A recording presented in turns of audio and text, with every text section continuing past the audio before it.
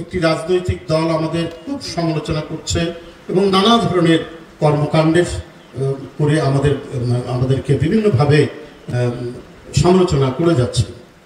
তাই সেই সংগঠনটির নামও তিনি উল্লেখ করেন। চরিত্র গঠনের এটা একটা বড় দিক আমরা এই বক্তব্যের মধ্যে থেকে শিখব। এটাই দেশের ব্যতিক্রমী একটি ঘটনা। এবং পদার্থবিজ্ঞানী কয়েকজন সেখানে নোবেল প্রাইজ পেয়েছে, অর্থনীতিবিদ কয়েকজন নোবেল প্রাইজ পেয়েছে। এত গুণীজনের জন্ম সে দেশে, কিন্তু সেখানেও আমরা দেখছি অধঃপতনের ধারা শুরু হয়েছে।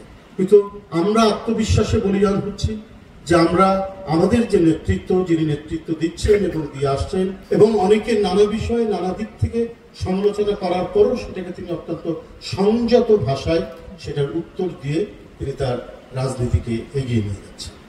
সেটা আমাদের ভাবতে হবে, আমাদের সেগুলো নিয়ে আমাদের চর্চা করতে হবে। আমি অনেকবার বলেছি, আমরা রাজনীতি করি, রাজনীতিতে অনুপ্রাণিত হই, আমাদের মূল শক্তি রাজনীতিতে এই দেশের জনগণ।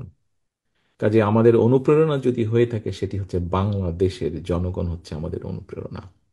কারণ বাংলাদেশের মানুষ যতবার, আমরা যদি রাজনৈতিকভাবে ব্যাপারটাকে দেখি, রাজনৈতিক বিবেচনায় দেখি, অর্থাৎ তাহলে নির্বাচন দেখতে হয়, এবং নির্বাচনে আমরা দেখেছি এদেশের মানুষ যতবার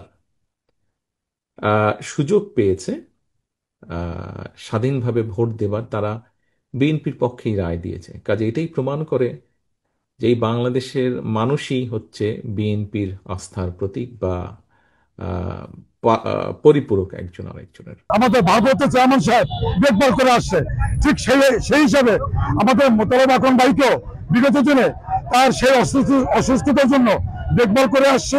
তার মনে একটা আশা ছিল যে আমাদের ভারপ্রাপ্ত চেয়ারম্যান সাহেবের সাথে কথা বলবে স্কাইপিতে, ঠিক সেই অনুযায়ী আমাদের ভারপ্রাপ্ত চেয়ারম্যান সাহেব আমাদের সিনিয়র মহাসচিব জনাব রিজভী ভাইকে বলেছে, এবং তিনি আজকে এই পিসফুলে প্রণালী নিয়ে আসছেন।